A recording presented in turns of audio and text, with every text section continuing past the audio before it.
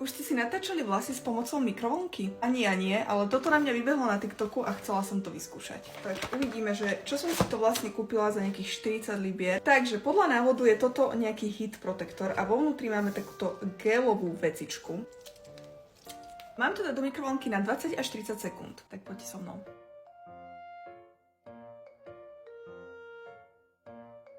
Takže je to dosť teplé, ale nie tak, že by som sa toho nevedela dotýkať alebo čo. Oni to ako...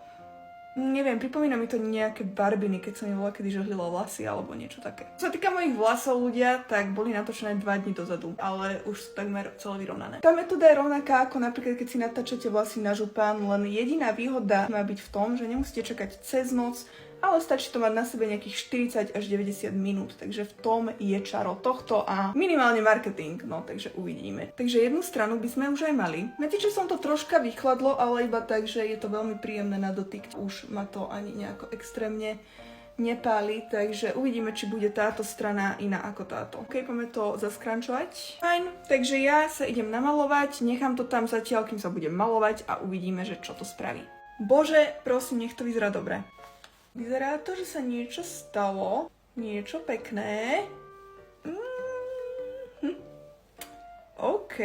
Nedala som si inak do vlasov nič. Sa troška uhádžem.